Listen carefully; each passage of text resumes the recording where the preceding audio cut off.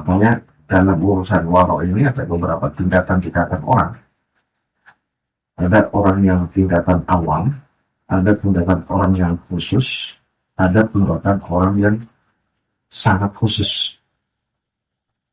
Khusus atau khususul khosois. Orang-orang yang sangat khusus lagi. Nah, tingkatannya orang awam, waroknya itu hanya lebih kepada menjaga diri dari perbuatan-perbuatan yang syubhat. Untuk kita orang-orang yang awam ya maksudnya kayak yang enggak belia ataupun apa, ketika kita ingin berubah yang mau berubah, nah benar-benar mau berubah dalam tasawuf tuh guru itu penting ya. Kita dalam cari guru belum di kota khususnya Cirebonnya, kan kayaknya kita lebih luas cari guru yang benar di mana tempatnya. Kita kan hari ini lebih banyak kita merujuk lihat Google modalnya seperti itu. Jadi biar kita tidak tersesat dalam mendalami dunia tasawuf seperti apa.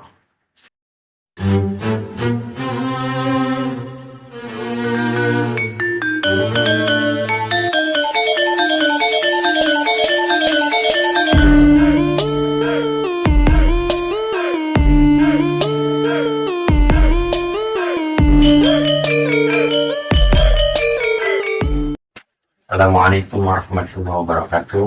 Waalaikumsalam warahmatullahi wabarakatuh. Sahabat saya Daruban Nagari, kembali lagi bersama kami semua di diskusi pada malam hari ini. Kita akan membahas tentang makro sebagai konsepsi tasawuf dalam rangka penguatan spiritual. Bicara makro, sebelumnya kita membahas tentang taubat. Jadi dalam dunia tasawuf atau ilmu tasawuf itu ada beberapa makom namanya, atau stasiun bahasa gampangnya, atau pemberhentian. Di antaranya itu warok. Paham? Ya, baik sahabat-sahabat saya Daruban Nagari, ini pembahasan yang menurut saya itu sangat penting ya, karena sifat waro itu harus dan perlu ada dalam diri kita ya, karena di kehidupan kita sehari-hari itu kehati-hatian itu penting sekali ya, untuk apapun itulah. Berhati-hati dalam berbicara, berhati-hati dalam mendengar, berhati-hati dalam berpakaian, berhati-hati dalam memakan sesuatu.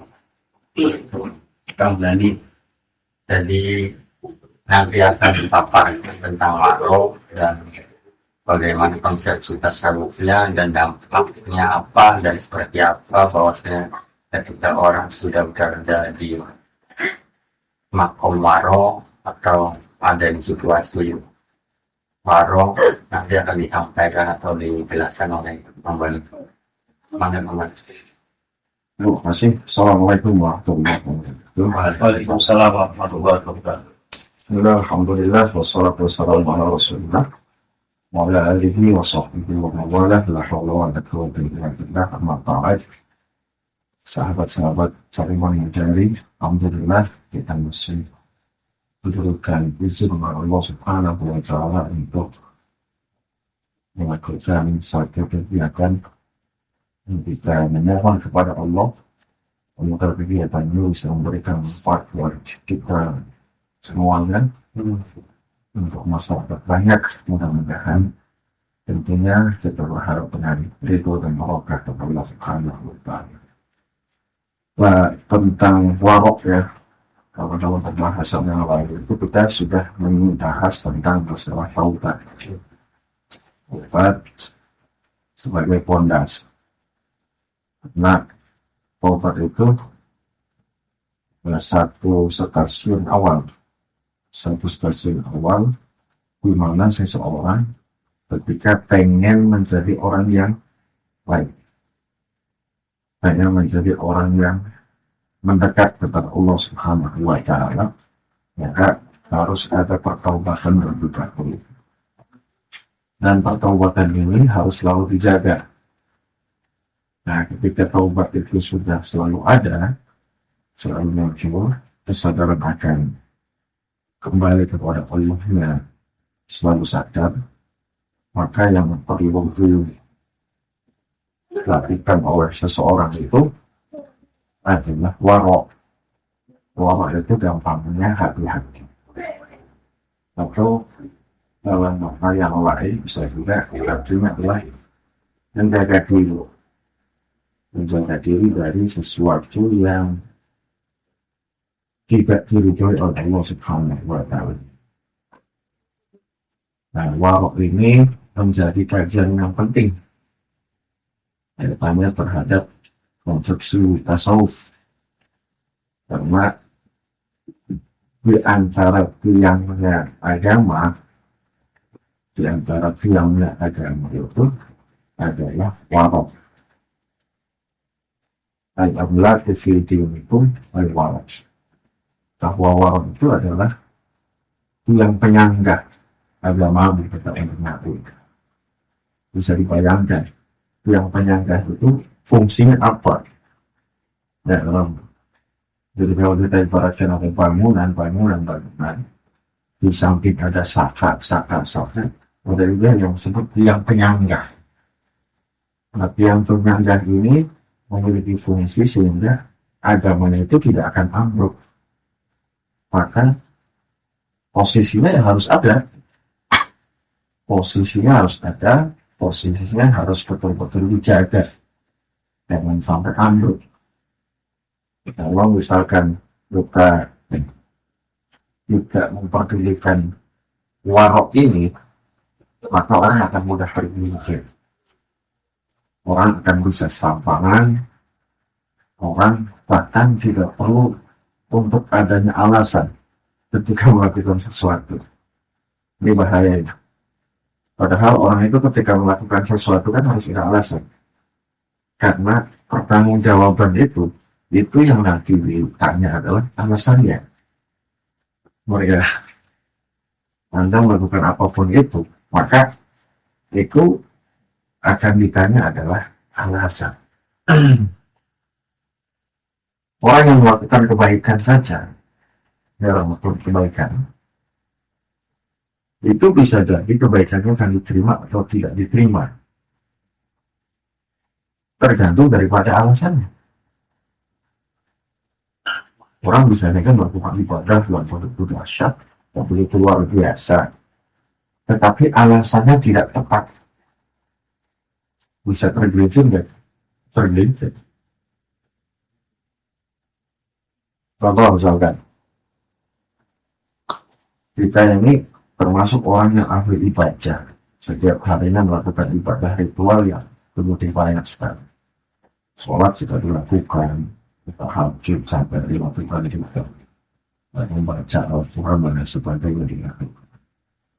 Tapi ini alasannya adalah misalnya dalam rangka supaya orang itu menganggap kita menjadi orang yang beribadah, diakui oleh orang lain yang beribadah. Ini kan alasan yang begitu. Jadi kan bahaya, artinya bahaya. Maka posisi warok ini adalah menjadi posisi yang urgent dalam sebuah tindakan di tasawuf itu. Supaya apa? Supaya orang itu tidak tergelincir kembali. Tapi warok ini masih pondasi. Lebih kepada menjaga diri. Lebih kepada menjaga diri agar tidak tergelincir kepada sesuatu yang haram, bahkan lebih dari itu tidak tergelincir kepada sesuatu yang syubhat. Nah, makanya dalam urusan warok ini ada beberapa tingkatan orang. Ada orang yang tingkatan awam, ada tingkatan orang yang khusus, ada penerapan orang yang sangat khusus atau khusus, orang-orang yang sangat khusus lagi. Nah, tingkatannya orang awam, waroknya itu hanya lebih kepada menjaga diri dari perbuatan-perbuatan yang syubhat. Perbuatan yang syubhat itu adalah perbuatan di mana orang nggak tahu hukumnya, halal atau haram. Yang halal jelas, yang haram jelas. Di tengah-tengah itu ada istilahnya syubhat atau samar. Nah, yang samar saja itu jangan dilakukan, karena yang samar ini lebih mendekatinya kepada yang haram. Makanya orang-orang tasawuf dari hal subhat saja nggak mau, apalagi yang haram. Kalau yang haram secara syariat, siapapun itu bukan orang tasawuf, ya dia tidak mau. Makanya kalau tasawuf sih orang tasawuf itu subhatnya mana. Nah, tapi ini tingkatan awam atau awal. Tingkatan awal itu adalah tingkatan di mana seseorang sudah mulai mulai memposisikan dirinya, saya pengen serius menuju kepada Allah. Maka waroknya itu ya itu yang awal, yakni hati-hati atau menjaga diri dari perkara-perkara yang lah. Kalau yang khusus, orang yang khusus ini menjaga diri dari perkara yang membuat hatinya itu ada semacam ganjalan, gak enak dirasa. Ini orang khusus, ini sudah termasuk khusus, jadi melebihi syubhat. Kalau syubhat sih udah kelihatan, wah ini sama, mau gitu. Nah, ini sudah terfikirkan hati ini, sudah dirasakan hati ini, saya ketika melakukan ini gak enak. Ketika gak enak, nanti gak mau, karena fungsinya adalah menjaga diri kan. Orang khusus seperti itu. Makanya Kanjeng Nabi itu pernah menyampaikan dalam kaitannya dengan penjagaan warok yang seperti itu. Jadi sesuatu yang membuat dadamu sesak, sesuatu yang membuat dadamu sesak. Maka kaful sadrika, sesuatu yang membuat dadamu sesak. Sesak itu tentunya bukan ya sesak napas, bukan, tapi membuat tidak enak di hati, membuat hatinya ini tidak nyaman, tidak damai, menimbulkan penyesalan, menimbulkan efek yang akhirnya dia tidak merdeka, tertipu karena telah melakukan sesuatu. Nah, tingkatan yang paling tinggi adalah tingkatan orang-orang yang sangat khusus.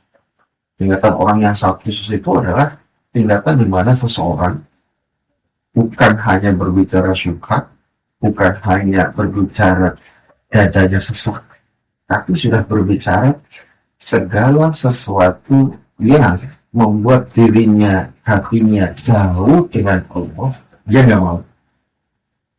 Apapun itu bentuknya, termasuk kepada orang, termasuk kepada alam, termasuk kepada unsur-unsur kebendaan, termasuk apapun itu pokoknya. Ketika itu akan menjauhkan dirinya dari Allah, maka dia menjaga dulu. Sampai seperti itu. Warok itu sama seperti itu. Jadi ya kita coba introspeksi saja, kita coba muhasabah, warok kita sampai ke mana. Tapi kalau kelasnya masih haram itu taubat. Kalau kelasnya haram itu masih harusnya wajibnya adalah taubat. Ketika sudah taubat, supaya tidak terjerumus kepada hal-hal yang diharamkan, maka wajib hukumnya warok. Dari apa? Dari hal yang syubhat. Jadi dari hal yang subhat aja nggak mau, apalagi haram. Kalau sudah haram sih jelas, itu sudah termasuk ahli maksiat lah itu. Itu dari itu secara pengertian secara umum.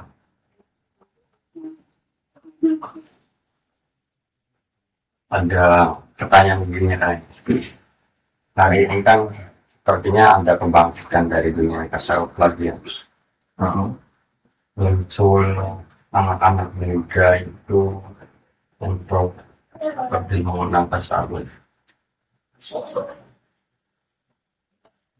Sekarang yang kita kenal itu maksudnya di kampus ada mata gitu ya, yang dibawakan oleh Abang Abdi gitu. Nah, untuk kita orang-orang yang awam ya kayak yang maksudnya kayak yang enggak belia ataupun apa, ketika kita ingin berubah nih kan, mau berubah, nah benar-benar mau berubah dalam tasawuf tuh guru itu penting ya. Kita dalam cari guru belum di kota khususnya Cirebonnya kan kayaknya kita lebih luas cari guru yang benar di mana tempatnya. Kita kan hari ini lebih banyak kita merujuk lihat Google modalnya seperti itu. Jadi biar kita tidak tersesat dalam mendalami dunia tasawuf. Seperti apa? Jadi ini lebih kepada mencari mursyid atau mencari guru Tuhan yang bisa menghantar seseorang sampai kepada mengenal. Memang ini menjadi problem. Betul, memang secara kajian itu tentang tasawuf itu banyak. Tapi esensi dari tasawuf itu sendiri bisa jadi sudah difahami dan bisa jadi sudah dilaksanakan. Tapi bisa jadi memahami konsep belum tentu dia sudah melakukan. Nah ini jadi problem juga. Karena memahami konsep itu hanya butuh logika, berpikir, menghafal, mengingat-ingat kan. Konsepnya ini loh, begini loh. Apakah sudah nyampe ke hatinya atau kepada rohaninya, itu belum tentu. Maka posisi mursyid ini sangat penting untuk bisa membimbing seseorang sampai kepada pada titik di mana warok yang benar itu dari mana? Warok yang benar itu bagaimana?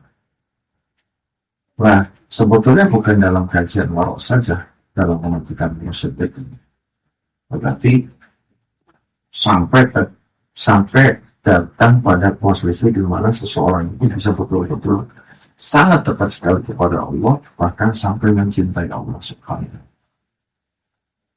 Nah, yang paling gampang untuk dimengerti, ini kita bisa mengidentifikasi. Karena kalau secara klasifikasi mursyid zaman sekarang itu ya mungkin dia sangat susah sekali. Mursyid contohnya misalkan harus memahami Al-Quran, tafsirnya.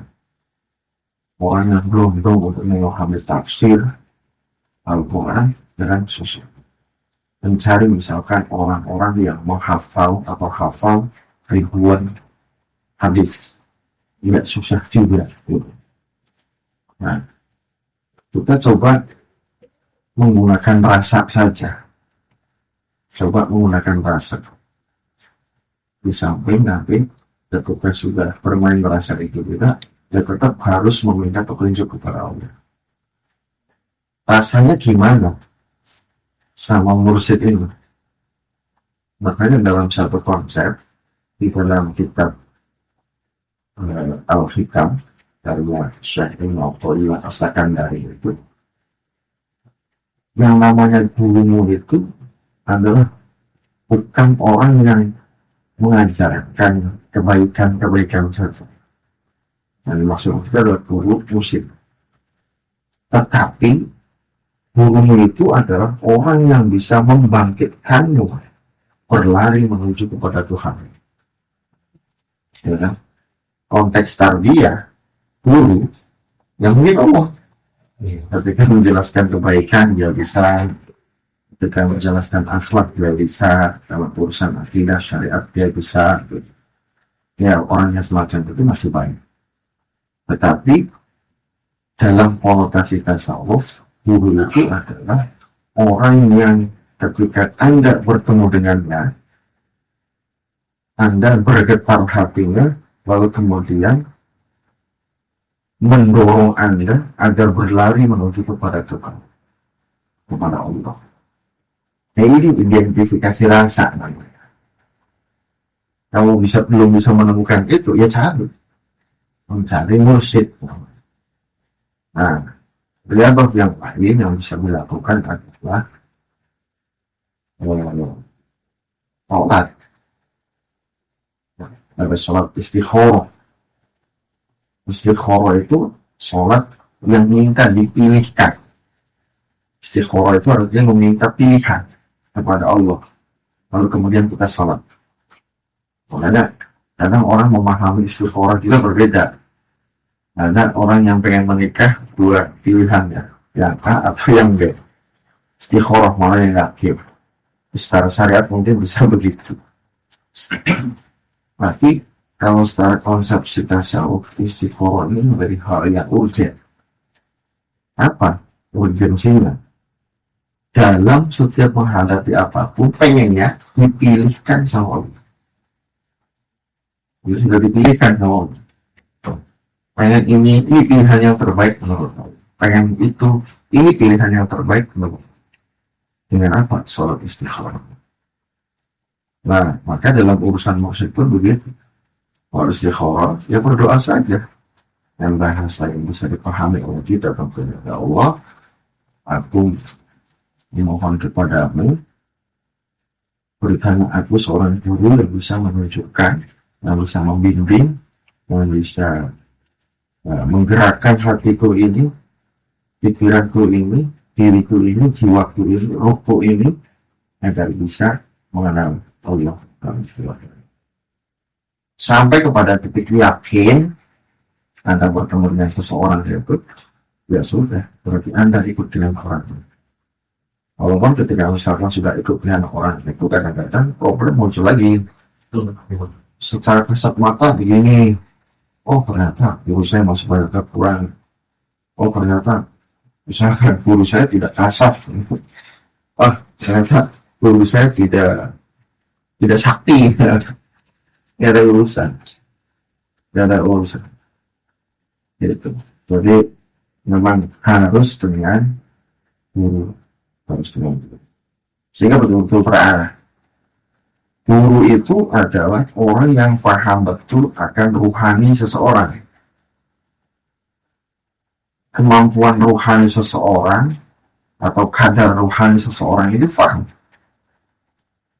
Karena seorang mursyid itu yang dilihat itu ruhnya, yang dilihat ruh. Ya, kita berhadapan dan beriringan begini.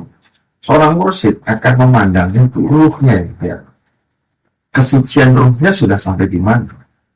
Ketika kesuciannya ada kotoran-kotorannya, maka sang mursyid akan tahu, oh ini orang ini masih sombong, oh orang ini masih ada misalkan unsur pengen dipuji, ya. Si B misalkan ini masih ada pengen balas puji dan lain sebagainya. Nah, kenapa? Karena memahami ruh. Orang yang memahami rohaninya dan memahami ruh orang lain, maka dia akan memahami hati dan pikiran orang. Orang yang biasa melihat ruh itu.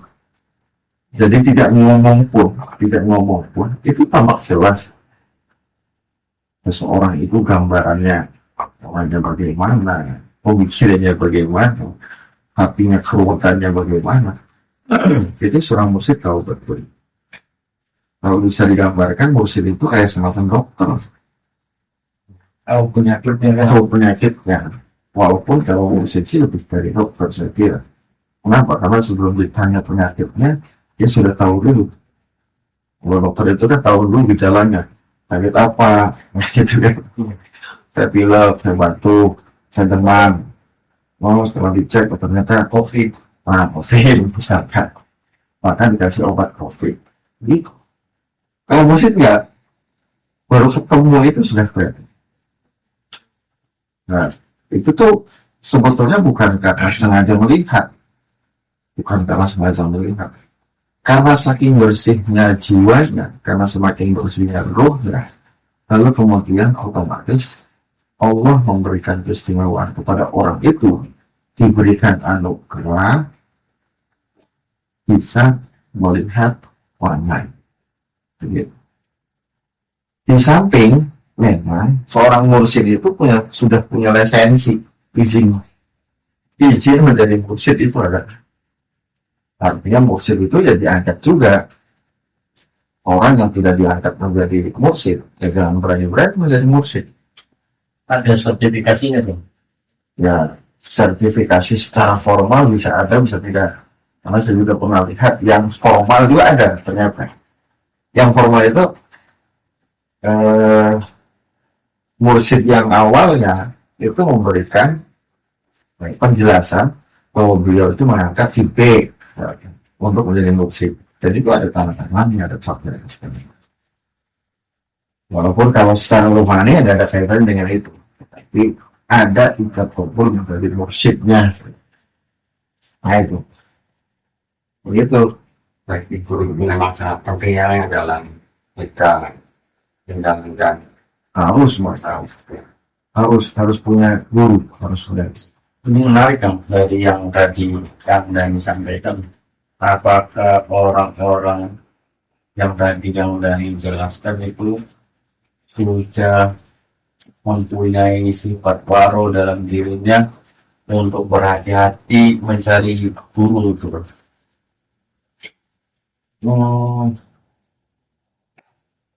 Mungkin lebih kepada orang yang penasaran. Orang penasaran itu ini apa sih gitu ya. Dia penasaran aja. Ketika penasaran kan dari jauh misalnya, dia akan mendekat. Setelah mendekat agak tambah tahu, penasaran aja. Jadi Sampai ke waro kan. ya konsepsi waronya berbeda. Artinya memang hal yang semacam itu awalnya sebuah rasa penasaran. Mungkin luapan hati ya, awalnya luapan hati. Dengerin orang gitu ceramah, kok saya hatinya tiba-tiba merasa bergetar gitu. Tiba-tiba ada kesedihan, tiba-tiba merasa kok saya seperti ini dan sebagainya. Mari untuk bertaubat apa segala itu bisa jadi terjadi. Jadi kalau wara itu gambaran yang paling gampang, misalkan kita bisa mendengar kisah-kisah para wali zaman dahulu. Wali-wali zaman dahulu itu saking waroknya itu ketika misalkan dalam urusan dia lupa kepada Allah, ibadahnya jadi kendor, ibadah dalam tanda kutip jauh dari Allah, atau sedikit kekhusyuannya agak bergeser, itu langsung dicari. Ini saya sebabnya apa ya? Saya melakukan apa? Saya mengucapkan apa? Apa tidak bisa berdampak? Saya habis minum apa? Saya habis mengkonsumsi apa? Ataukah ada unsur-unsur yang subhat yang masuk ke dalam diri saya dari penghasilan yang saya dapatkan? Itu ada kejadian apa? Itu dicari betul itu. Dicari betul. Contoh misalkan Imam Abu Yazid Al-Bustami itu dia lama kan melaksanakan sholat gitu. Tapi nggak bisa khusyuk kan? Nggak bisa khusyuk. Berpuluh tahun lamanya sholat tidak bisa khusyuk. Dia mencari sebabnya. Di tracking hidupnya nggak pernah ada unsur-unsur yang haram masuk ke dalam jasadnya. Saking penasaran, nah akhirnya dia matur ke ibunya, orang tuanya itu. Dulu katanya, pernah nggak sih ketika mengandung saya ini, si ibunya itu lalu kemudian memakan sesuatu yang dianggap haram atau sesuatu yang syubhat. Dia sampai tanya ke orang tuanya. Akhirnya orang tuanya yang nyari-nyari, mikir-mikir, apa ya? Setelah dicari, ingat-ingat, dia ingat ternyata pas ngidamnya. Jadi pas ngidamnya itu di rumahnya itu di atas lah, rumahnya di atas. Ada orang yang sedang ngepek, ngepek makanan lah, gitu, menjemur makanan ya, menjemur makanan. Dilihatnya, itu enak banget gitu. Orang hidung kadang-kadang ngelekel lah, cerbot gitu. Jadi tidak logis. Jadi walhasil gampangnya hanya memakan satu saja dari makanan itu, dimakan. Mungkin gara-gara itu kan. Mungkin gara-gara itu Anda tidak bisa khusyuk sholat. Coba ibu ingat, itu milik siapa? Masih adakah orangnya? Oh, masih ada, masih hidup. Ya sudah, ibu minta halalnya orang itu. Tidak tahu lah nanti orang itu sampai kemudian menyampaikan mau maaf apa segala macam. Halal. Nah, sejak saat itu Imam Abu Yazid Al-Bustami akhirnya sholatnya khusyuk. Bisa dibayangkan bagaimana sholat itu. Nah, itu gambaran warok itu gitu. Banyak ya kisah-kisah wali-wali zaman dahulu. Kalau tadi saya mendengar ceritanya Abu Yazid kan menarik ya, makanya hari ini kan kita di zaman akhir ya. Pasti kalau waro itu dari dulu sampai hari ini kan standarnya sama, kalau itu seperti apa. Kita di zaman akhir yang sekarang ini kan menjaga agar kita dekat lah, maksudnya waro sebelum gitu, tapi mendekati waro tuh gimana kan? Kalau ambiat itu kan saya dengar tuh yang tadi gambaran cerita itu sangat luar biasa sekali, sampai dia meruntut. Kalau kita kan maksudnya di zaman akhir sekarang yang haram ada dimakan, mulai nggak suka. Jadi sebetulnya yang namanya acara religiusitas itu agak logis dan ada kaitannya dengan rasa. Jadi ketika pengen melakukan sesuatu, itu rasa sebetulnya bermain. Mau tidak mau Anda ini, kita ini, ketika pengen melakukan sesuatu, rasanya bermain. Nah, itu berbicara itu kita ngomong, saya pengen melakukan sesuatu. Nah, ketika pengen melakukan sesuatu itu, ini ngomong. Omongannya dengarkan, lebih kepada yakin bahwa itu tidak ada masalah, yakin bahwa itu baik, yakin bahwa itu benar, lakukan. Tapi kalau misalkan ada gerenjet nggak enak, keraguan muncul, ketidakenakan akan hadir apa segala macam, ya tinggalkan. Gitu.